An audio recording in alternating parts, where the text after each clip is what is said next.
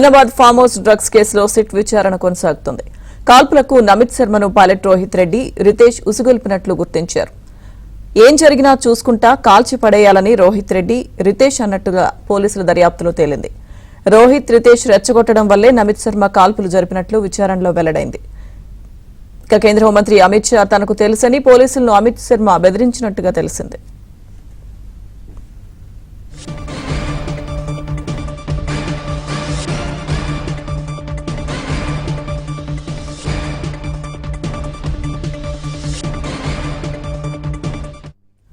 Moinabad farm house drugs కేసులో SIT విచారణ కొనసాగుతుంది. కాల్పులకు నమిత్ శర్మను పైలట్ రోహిత్ రెడ్డి, రితేష్ ఉసుగొల్పినట్లు గుర్తించారు. ఏం జరిగినా చూసుకుంటా కాల్చి పడేయాలని రోహిత్ రెడ్డి, రితేష్ అన్నట్లుగా పోలీసుల దర్యాప్తులో తేలింది.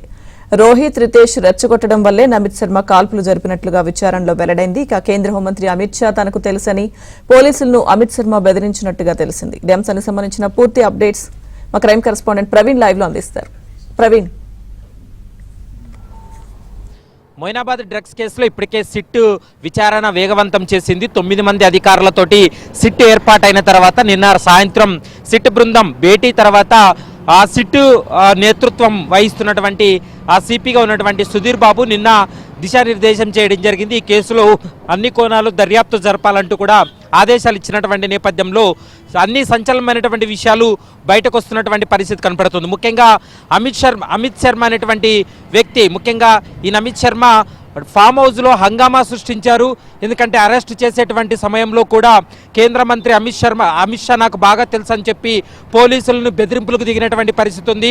మరోవైపు రాజస్థాన్లో నేను ఒక మాజీ ఎమ్మెల్యేను మీరు ఏ విధంగా అరెస్ట్ చేస్తారంటూ కూడా నమిత్ శర్మ పోలీసుల పైన విరుచుకుపడినటువంటి నేపథ్యంలో పోలీసులు నిజంగా ఇతను గతంలో ఎమ్మెల్యేగా పనిచేశాడనేటువంటి అంశం పైన ఆరా తీస్తే ఇతనికి గతంలో ఎక్కడ ఎమ్మెల్యేగా పనిచేయలేదు, కేవలం ఇతను ఒక వ్యాపారవేత్త మాత్రమే, ఢిల్లీకి సంబంధించినటువంటి వ్యక్తిగానే ప్రస్తుతం పోలీసులు నిర్ధారించిన తర్వాత అతన్ని తమదైన శైలిలో విచారణ జరిపి అతని నుండి అంటే డ్రగ్స్ సేవించాడా లేదనేటువంటి అంశానికి సంబంధించి రక్తం నమూనాలు స్వీకరించారు. ప్రస్తుతం ఆ రిపోర్ట్స్ కూడా ఇప్పటికే సిట్ చేతికి అందాయి. 3 రకాల డ్రగ్స్ నమిత్ శర్మ తీసుకున్నట్లు ప్రస్తుతం పోలీసులు అయితే మాత్రం నిర్ధారణకు రావడం జరిగింది. ముఖ్యంగా ఈ యొక్క ఫామ్ హౌస్లో 4 రౌండ్లు కాల్పులు జరిగినట్లు ప్రస్తుతం అధికారులు గుర్తించడం జరిగింది.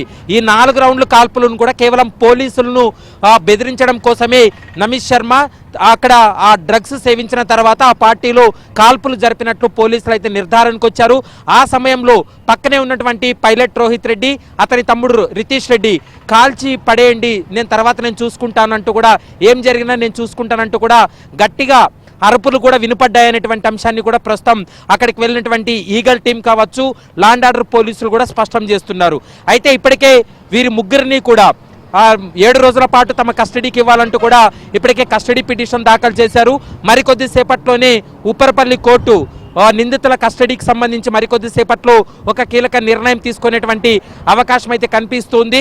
మరోవైపు నమిత్ శర్మ బ్లడ్ రిపోర్ట్లో 3 రకాల డ్రగ్స్ను అతను సేవించినట్లు ఇప్పటికే ప్రాథమిక అంచనాకు కూడా రావడం జరిగింది. మరోవైపు పైలట్ రోహిత్ రెడ్డి, రితేష్ రెడ్డి కూడా కొకైన్తో పాటు మరొక డ్రగ్ సేవించినట్లు ప్రస్తుతం అయితే మాత్రం రిపోర్ట్స్ చెప్తున్నాయి. కాబట్టి వీళ్ళని కస్టడీలోకి తీసుకొని విచారిస్తే మరికొన్ని సంచలనమైనటువంటి విషయాలు బయటపడతాయనేది ప్రస్తుతం పోలీసులు భావిస్తున్నారు. ఇందులో 3 అంశాలపైన విచారణ జరిగేటువంటి అవకాశం ఉంటుంది. ఒకటి, వీళ్ళు డ్రగ్స్ ఎక్కడి నుంచి తీసుకువచ్చారు, సప్లై చేసినటువంటి వ్యక్తులు ఎవరు, కేవలం సిమ్లా నుంచి కొకైన్ మాత్రమే వచ్చింది, మిగిలినటువంటి 2 రకాల డ్రగ్స్ను ఎవరు అందజేశారనేటువంటి అంశానికి సంబంధించి వాటిపై కూడా పూర్తి స్థాయిలో విచారణ జరిపే అవకాశం ఉంటుంది. మరోవైపు ఈ కాల్పులకు సంబంధించి 4 రౌండ్లు కాల్పులు జరపడం, పోలీసుల పైన హత్యాయత్నం ప్రయత్నం చేశారనేటువంటి ఒక సెక్షన్ను కూడా ప్రస్తుతం ఈ కేసులో పోలీసులు జోడించారు. కాబట్టి ఈ హత్యాయత్నం, కాల్పుల అంశాలపైన కూడా పూర్తి స్థాయిలో విచారణ జరిపేటువంటి అవకాశం ఉంటుంది.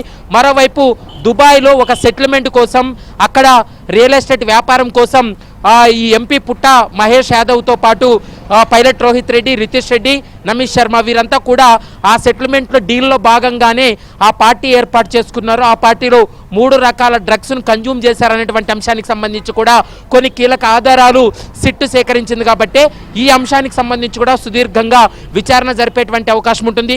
మరికొద్ది సేపట్లోనే ఈ కస్టడీ పిటిషన్కి సంబంధించి న్యాయస్థానం ఒక కీలక నిర్ణయం తీసుకునే అవకాశం ఉంటుంది.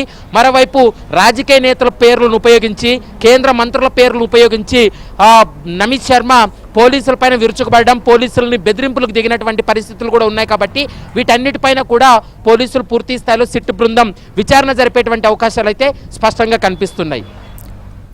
Right Praveen, thank you.